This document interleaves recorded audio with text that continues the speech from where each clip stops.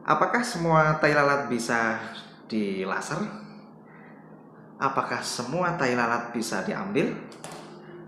Dan mengapa banyak dokter tidak merekomendasikan bentuk terapi oles-oles untuk mengambil tai lalat? Kita kupas tuntas sampai habis, simak sampai selesai.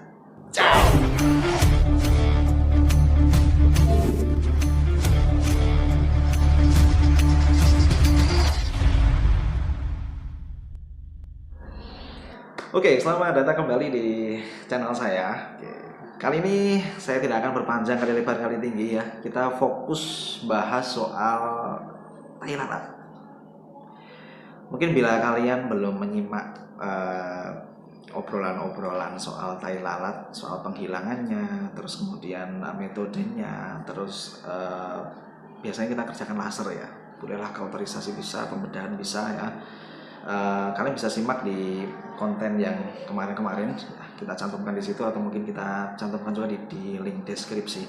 Cuma dari beberapa konten yang kemarin saya florkan itu banyak komentar terkait obat oles-oles gitu. Saya tidak akan nyebut merek di sini ya. Dan beberapa juga dia tidak menggunakan obat yang dijual bebas, tetapi dia menggunakan semacam bawang ya, atau mungkin juga bahan-bahan lain seperti kapur sirih dan sabun colek misalkan gitu.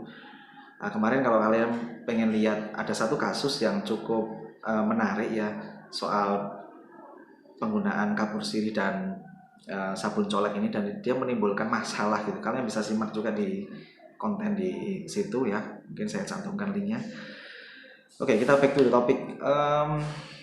Tidak semua kasus tai lalat itu bisa kita ambil begitu saja. Catat dulu ya. Jadi memang itulah kenapa saya sering jawab komen-komen kalian tuh, saya arahkan silahkan konsul why gitu loh, kenapa gitu, karena memang pada kenyataannya tidak semua tai lalat bisa langsung diambil serta merta diambil gitu, enggak. Jadi harus dilihat dulu. uh, Ya ini yang kemudian nanti mungkin nyambung dengan hal yang kedua yang nanti kita bahas, kenapa dokter tidak menganjurkan obat oles-oles gitu loh. Jadi tai lalat itu aslinya itu katakanlah itu memang bentukan yang bolehlah dikatakan tumor jinak gitu ya. Cuman kalian juga perlu tahu ada loh yang ganas gitu. Kalau secara bahasa awamnya kan begitu. Kalau ada yang jinak berarti ada juga yang ganas gitu. Nah kalau kalian mengerjakan dicoba-coba dengan bahan ini itu segala macam, dan ternyata itu tipe tai lalat yang sebetulnya ndak oke, itu malah justru akan bikin tambah runyam masalah gitu loh ya. Oke lah, kita sharing sedikit, kita singgung sedikit ya soal apa sih yang dilihat dokter gitu. Itu biasanya kita ada kriteria A B C D E, itu di kalangan medis kita punya kriteria itu ya. A itu asymmetrical. Asymmetrical artinya jangan-jangan tai lalatnya bentuknya dia tidak beraturan. Nah, kalau tai lalat yang dia mungkin dalam tanda kutip tadi kalau bahasa awamnya jinak, itu ya dia bentuknya simetris. Terus yang kedua, dia border atau mungkin batasnya seperti apa. Kalau batasannya tegas, jelas gitu loh, itu oke lah, itu fine gitu. Cuman ada beberapa tipe Thailand yang dia bordernya atau mungkin batasannya ini nggak jelas gitu. Batasnya seperti samar, nggak jelas dengan jaringan yang sehat gitu. Kita nggak begitu jelas, ini harus diwaspadai. Terus yang ketiga itu adalah color, warna. Warnanya gimana?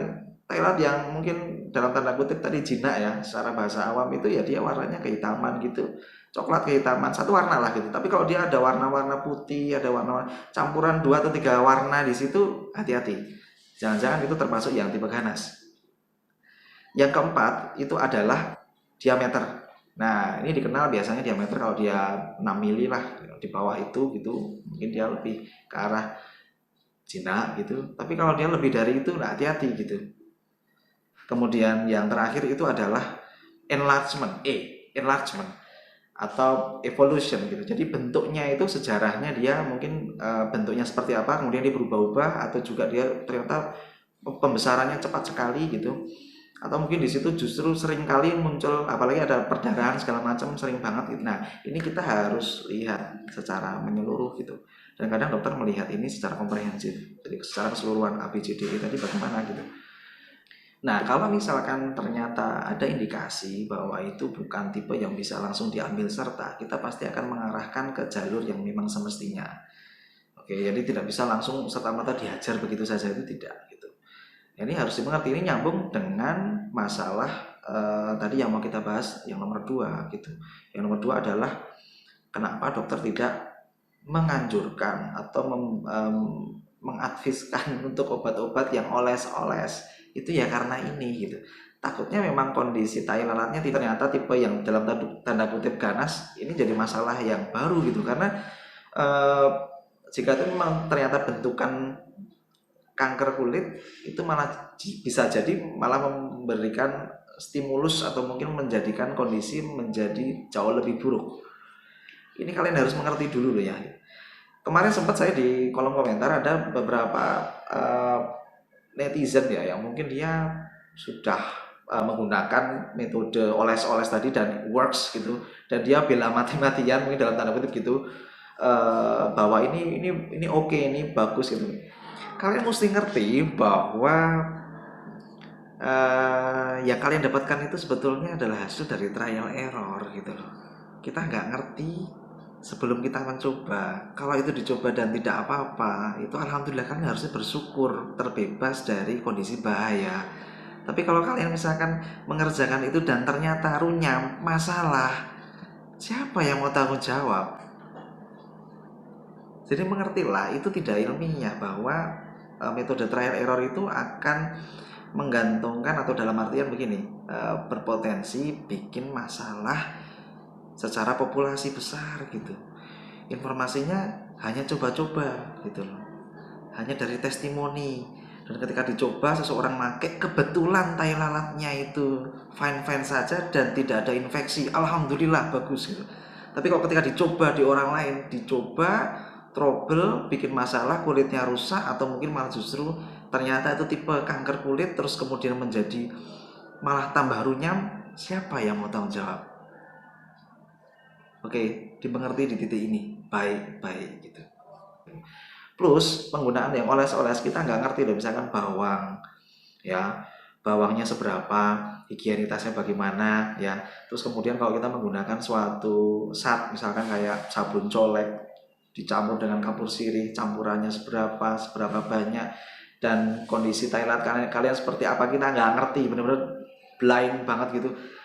Dikerjakan, oke lah, taruhlah Thailand kalian ternyata tipe yang Cina, tapi apakah bisa menjamin kalian tidak terbebas dari kondisi-kondisi penyulit lain, misalkan infeksi, atau mungkin di situ ternyata kondisi kulitnya menjadi terbakar, atau mungkin kejadian-kejadian lain lah gitu yang merusak kulit gitu. Ini kan jadi masalah baru gitu loh. Belum lagi jika memang itu ternyata kanker kulit, wah tambah runyam kalian. Oke ya. Jadi konten ini saya pengen mengedukasi, saya pengen memflorkan kenapa gitu loh. Jawaban saya di kolom komentar, dan saya yakin di semua praktisi kesehatan itu mengarahkan ke hal-hal yang terbaik untuk kalian gitu. Jadi kalau ada tai lalat ya bawalah, kalau memang itu secara estetik ternyata bagi kalian terganggu dan pengen diambil, ya silahkan datang ke tempat untuk ngambil yang baik gitu loh. Jangan coba-coba ini itu gitu. Disclaimer sedikit, saya tidak mendiskreditkan merek tertentu. Saya tidak mendiskreditkan obat-obat merek tertentu yang mungkin juga dijual bebas di pasaran gitu. Yang mana mungkin ada yang menggunakan itu gitu loh. Tapi saya yakin untuk praktisi kedokteran secara luas gitu, dan juga bagi yang berkecimpung di dunia estetik, mungkin tidak akan memberikan itu sebagai solusi gitu. Ini saya berbicara soal cara terbaik dalam menerapi sesuatu, dan dalam hal ini adalah tai lalat gitu, yang memang potensinya cukup luas di situ. Kalau nanti ternyata juga yang dilakukan tindakan tadi ternyata melanoma atau kanker kulit tadi, mau bagaimana gitu, malah tambah runyam gitu. Jadi saya melihatnya dari sisi edukasinya gitu. Dan silahkan jika kalian ada yang nyinggung sih di kolom komentar, dok itu kan udah BPOM, dok ini gitu. Oke lah gitu. Mungkin Badan POM melihatnya adalah dari sisi bahannya. Tapi saya sebagai praktisi kedokteran, saya mengerti resikonya, saya harus bilang ke kalian bahwa yang terbaik adalah silahkan ke dokter dulu. Dan bila pun itu memang bisa diambil, ya ambillah dengan cara yang jauh lebih direkomendasikan terhadap kondisi Thailand kalian pada saat itu. Oke, jadi sekali lagi saya tidak mendiskreditkan merek tertentu, saya tidak menyebutkan merek tertentu dalam konten saya, tapi semoga apa yang saya sampaikan ini mengena dan nilai edukasinya tersampaikan buat kalian. Mungkin itu aja ya, sedikit pembahasan agak cukup panjang, cuman semoga bermanfaat lah gitu. Jika kalian suka dengan konten-konten saya, silahkan likes, itu bentuk support yang paling mudah ya, dan saya sangat berterima kasih sekali jika kalian berkenan memberikan likes. Boleh subscribe supaya nantinya jika ada konten-konten lanjutan baik terkait Natasha, baik medis maupun non medis, kalian bisa mendapatkan informasi dengan lebih cepat. Dan ketemu lagi di video-video berikutnya ya. See you on the next video. Ciao.